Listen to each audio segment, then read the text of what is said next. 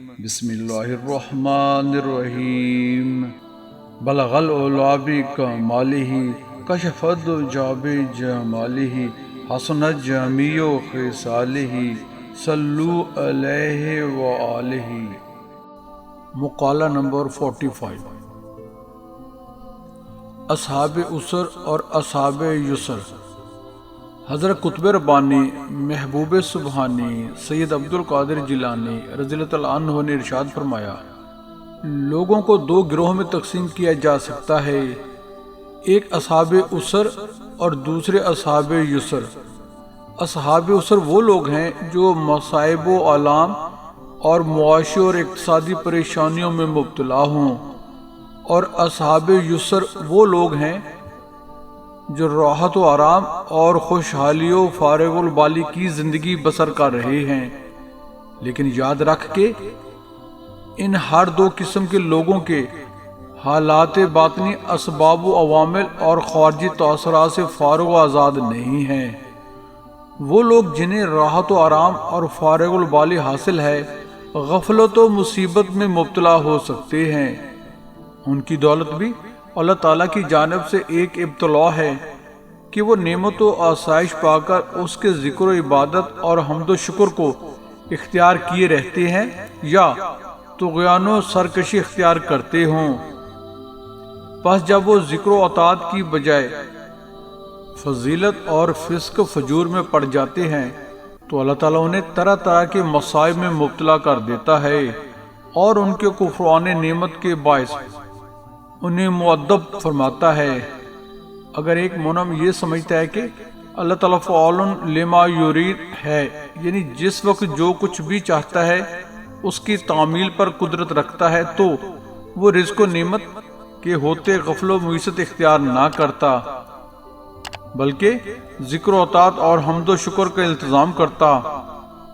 اور کسی تونگر اور خوشحال آدمی کا غفلت و مصیبت اختیار کرنا اس سبب سے ہوتا ہے کہ وہ دنیا کے تغیراتی مزاج کو پا نہیں سکا، یعنی اس نے یہ حقیقت فراموش کر دی کہ بطور اصول و کلیہ اس دنیا نے آدم علیہ السلام تا این دم کسی بھی شخص سے وفا نہیں کی اور کسی بھی شخص کے حالات کو ایک ہی کیفیت پر ہمیشہ برقرار نہیں رکھا، اور اس طرح ہر شخص کی زندگی میں لازمی طور پر تغیرات رونما کرتی رہتی ہے۔ اگر تغیرات اور عروج اور تنزل کی زد سے کوئی ہستی محفوظ رہ سکتی ہے تو وہ فقط اللہ تعالیٰ کی ہستی ہے۔ مخلوقات حالات و قوائف کے تغیر سے قطعاً مبرہ نہیں۔ اللہ اکبر۔ بس جو لوگ دولت و ثروت کے نشہ میں اس ابدی حقیقت کو فراموش کرتے ہوئے غرور و تکبر اختیار کر لیں یا غفلت و معیشت میں پڑ جائیں اور غریب و نادار لوگوں کو ذلیل و حقیر سمجھتے ہوئے ان کے ساتھ خلاف انسانیت سلوک کریں، وہ اللہ تعالیٰ کے مغضوب و مقہور ٹھہر کر مبتلا مصائب و علام کیوں نہ ہوں۔ بس حسب آیات کلام اللہ یہ قانون قدرت ہے کہ اللہ تعالیٰ اپنے بندوں کے لیے ہر سختی اور مصیبت و اذیت کے بعد راحت و آرام کے اسباب فرماتا ہے اور شکر نعمت پر اضافہ نعمت فرماتا ہے۔ لیکن راحت و آرام کا شہد پانے کے لیے کچھ مصائب اور تلخیاں بھی برداشت کرنا پڑتی ہیں، اور صبر و شکر کا صلہ ہمیشہ وسعت رزق اور سکون قلب ہے۔ اللہ تعالیٰ اپنے امر و نواہی کی تعمیل کرنے والوں کا معاون و مددگار رہتا ہے، اور وہ تغیرات زمانہ کے تحت وقتی طور پر مصائب میں مبتلا ہو جائیں تو پھر انہیں نعمتوں اور بخششوں کی فراوانی سے تلافی مفاد فرما دیتا ہے۔ رسول اللہ صلی اللہ علیہ وسلم نے ارشاد فرمایا، نعمت و حشمت ایک وحشی جانور کی مانند ہے، اسے حمد و شکر کے ساتھ مقید کرو۔ سبحان اللہ۔ بس دولت و نعمت کا شکر یہ ہے کہ اس کے باعث مغرور و متکبر ہو کر خلق خدا کو کسی قسم کی ایذا نہ پہنچائے، اسراف نہ کرے، دولت کے انفاق میں حدود الہی سے تجاوز نہ کرے، فسق و فجور اور محرمات میں نہ پڑے، اللہ تعالیٰ کی طرف سے جو حقوق العباد متعین ہے وہ خلوص کے ساتھ ادا کرے، دیانتداری کے ساتھ مکمل زکوٰۃ نکالے، غربا اور مساکین میں صدقہ و خیرات کرتا رہے،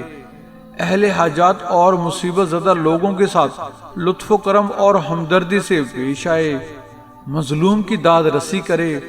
اور اپنے اعضاء جوہرے کو محرمات و سیئات سے محفوظ رکھے۔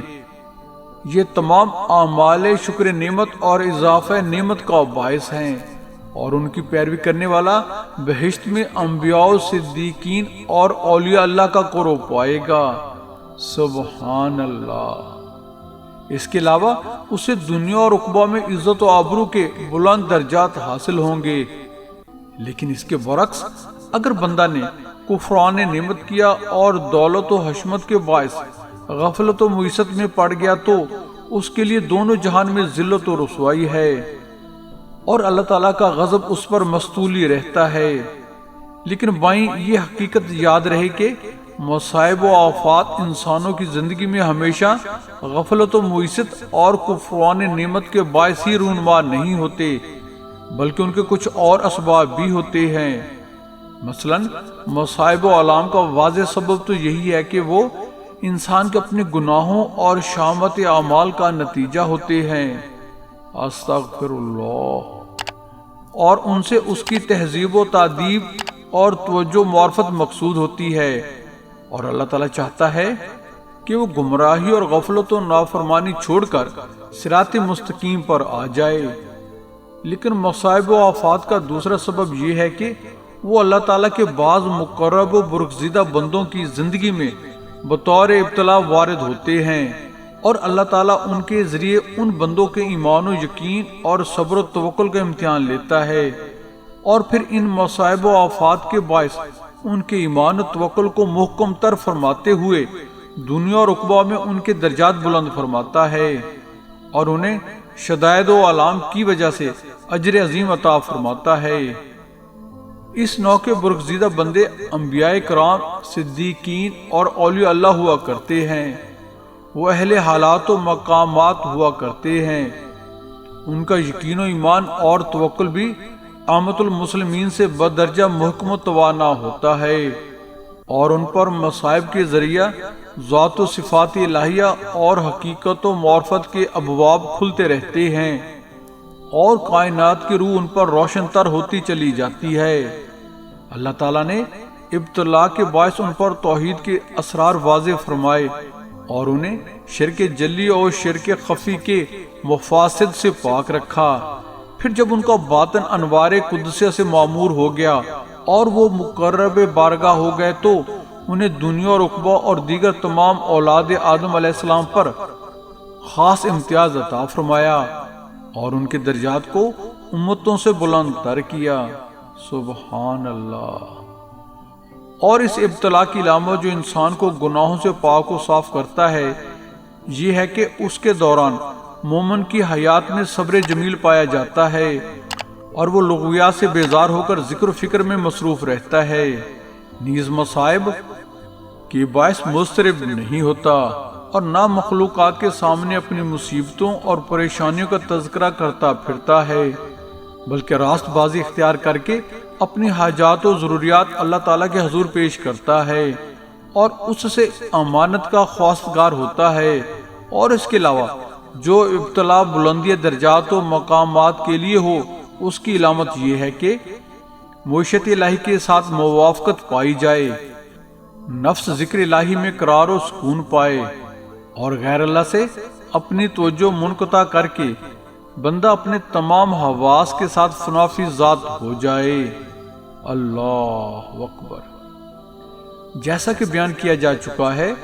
ابتلا کی یہ حالت انبیاء اور برگزیدہ اولیاء اللہ کے ساتھ خاص ہے، اور وہی لوگ اس کے تقاضے بجا لا سکتے ہیں جنہیں خصوصیت سے تائید و نصرت الہی ارزانی فرمائی جائے۔ ہر کس و ناقص ایسے ابتلا کا متحمل نہیں ہو سکتا۔ بس اس ضمن میں خلاصہ کلام یہ ہے کہ اصحاب اسر مصائب و نوائب میں مبتلا ہو کر اپنے پروردگار کے خلاف شکوہ شکایت نہ کریں، بلکہ یقینی محکم سے اس پر کامل توکل رکھیں، اور اصحاب یسر دولت و ثروت میں غفلت و سرکشی، ظلم و عدوان اور فسق و فجور اختیار نہ کریں، بلکہ کفران نعمت کی بجائے ذکر و اطاعت اور حمد و شکر پر عمل پیرا ہوں۔ اللہ اکبر۔ بارگاہ الہی میں دعا گو ہیں کہ اللہ تعالی ہمیں اصحاب اسر اور اصحاب یسر کے اسلامک تقاضوں کو پورا کرنے کی توفیق نصیب فرمائے۔ بہن اور بھائیو، ایک لوبل ریکویسٹ ہے کہ ہمارے YouTube channel Islam T V by Waheed ji کو سبسکرائب کر کے بیل آئیکن پر کلک کر لیں، آل کو چیک ان کر لیں، ہماری ویڈیوز کو اپنے حلقہ احباب میں شیئر کریں۔ دعاؤں کی درخواست ہے، اللہ تعالی ہمیں ایک دوسرے کا خیر خواہ بنائے، آمین۔ جزاک اللہ۔